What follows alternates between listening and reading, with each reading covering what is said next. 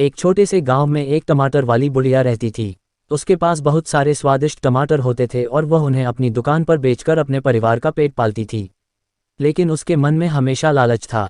वह चाहती थी कि उसके पास और भी ज्यादा टमाटर हों, जिससे उसकी कमाई और बढ़ जाए।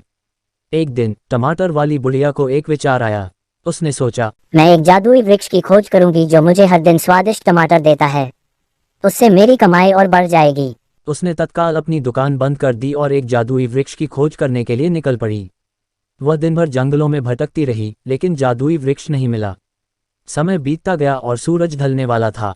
बुढ़िया को बहुत थकान महसूस होने लगी और उसे प्यास भी लगने लगी। वह एक नदी के किनारे आकर बैठ गई। नदी के पानी के पास बैठते ही उसे एक बड़ा सा टमाटर दिखाई दिया। वह टमाटर बहुत स्वादिष्ट और सुंदर दिख रहा था।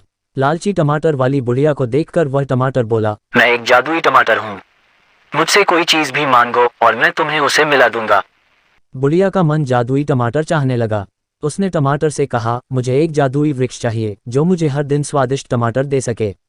जादुई टमाटर बोला, ठीक है, लेकिन ध्यान रहे इस वृक्ष का ख्याल रखना, ये बहुत अनमोल है। जादुई टमाटर वाली बुढ़िया खुशी से वृक्ष का ध्यान रखने की कसम खाकर उसे ले आई। वह अपनी दुकान पर वृक्ष को रख दिया और उसे रोजाना पानी देने लगी। समय बीतता गया और वृक्ष को देखते देखते वह अचानक बदलने लगा।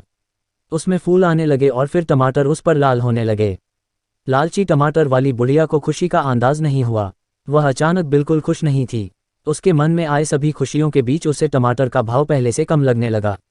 जब रोज उसे टमाटर वृक्ष के स्वादिष्ट टमाटर मिलने लगे, तब उसे उस जादुई टमाटर की परवाह नहीं रही। वह अब खुश नहीं थी, क्योंकि उसके अधिकार में होने वाली टमाटर की वृद्धि से उसका लाभ हो रहा था, लेकिन वह उस जादुई टमाटर के लालच से खो चुकी थी।